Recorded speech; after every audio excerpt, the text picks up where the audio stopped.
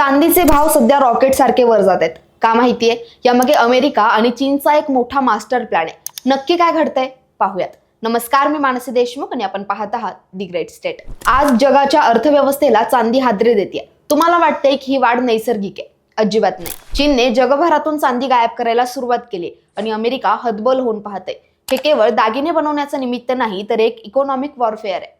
गेल्या 6 महिन्यात चीनने हजारो टन चांदी आयात केली. का? कारण चीनला माहितीये की भविष्यात ज्यांच्याकडे चांदी तोच जगावर राज्य करणार.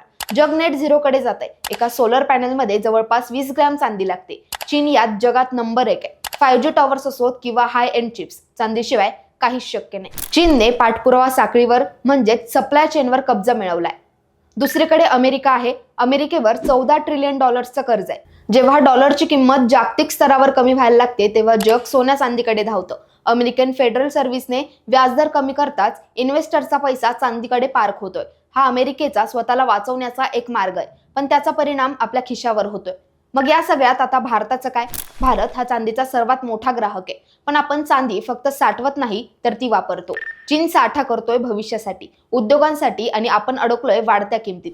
जर ही भाववाढ अशीच राहिली तर इलेक्ट्रॉनिक वस्तू आणि गाड्यांच्या किमती भारतात गगनाला भिडतील. अनेकांना वाटतंय की आता चांदी खरेदी करण्याची सुवर्ण संधी आहे, पण बाजारात एक फोमो म्हणजेच फिअर ऑफ मिसिंग आउट तयार केला जातोय. सोप्या भाषेत सांगायचं तर FOMO, fear of missing out, म्हणजे आपण मागे तर राहणार नाही ना, किंवा आपल्या हातून काहीतरी मोठी संधी सुटते अशी वाटणारी भीती. जेव्हा चांदीचे भाव झपाट्याने वाढतात तेव्हा लोकांच्या मनात असा विचार येतो की सगळ्यांनी चांदी घेतली आणि त्यांनी पैसे गुंतवले, मीच मागे राहिलो. आता भाव अजून वाढण्याआधी मी पटकन खरेदी केली पाहिजे. या मानसिकतेला मार्केटमध्ये फोमो म्हणतात. मोठ्या बँका आणि हेज फंड्स किंमत वाढवतात आणि जेव्हा सामान्य माणूस त्यात पैसा टाकतो तेव्हा अचानक मार्केट पाडलं जातं. त्यामुळे चांदीच्या या युद्धात तुमचा बळी जाऊ देऊ नका.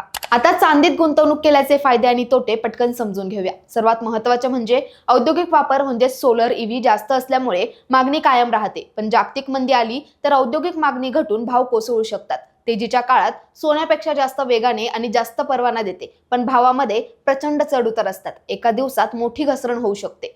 कमी पैशातही म्हणजे सोन्याच्या तुलनेत गुंतवणूक सुरू करता येते. मोठी गुंतवणूक करण्याची असल्यास फिजिकल चांदी साठवण्यासाठी खूप जागा लागते. संकट काळात चांदी सहज विकून रोख पैसे मिळवता येतात, पण दागिने किंवा भांडी विकताना मेकिंग चार्जेस आणि शुद्धतेमुळे पूर्ण किंमत मिळत नाही. त्यानंतर चांदी म्हणजे महागाईच्या काळात पैशांचे मूल्य टिकवून ठेवण्यासाठी उत्तम पर्याय, पण चोरीची भीती असते. जर फिजिकल स्वरूपात असेल तर लॉकरचा खर्च देखील वाढतो. चांदीचे काही हिडन फॅक्ट्स आहेत, ते म्हणजे गुंतवणूकदार चांदी स्वस्त आहे की महाग हे ओळखण्यासाठी काही रेशो वापरतात.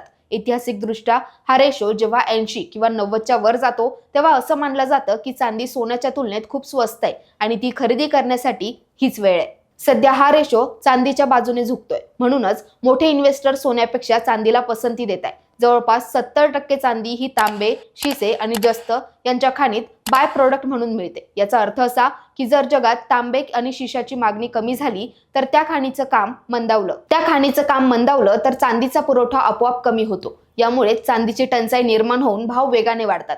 आजवर जगभरातील बँका फक्त सोनं साठवत होत्या, पण आता भूराजकीय म्हणजे जिओपॉलिटिकल तणावामुळे काही देशांच्या बँका गुप्तपणे चांदीचा साठाही वाढवत असल्याच्या चर्चा आहेत. जर अधिकृतरित्या बँकांनी चांदी साठवायला सुरुवात केली तर भाव सामान्यांच्या आवाक्याबाहेर जातील. विचार करा, जर तुमच्या खिशातला मोबाईल, तुमच्या घरातलं सोलर पॅनल आणि तुम्ही वापरत असलेली इलेक्ट्रिक गाडी ही चांदीशिवाय बनूच शकत नसेल तर येणाऱ्या काळात चांदीची किंमत काय असेल?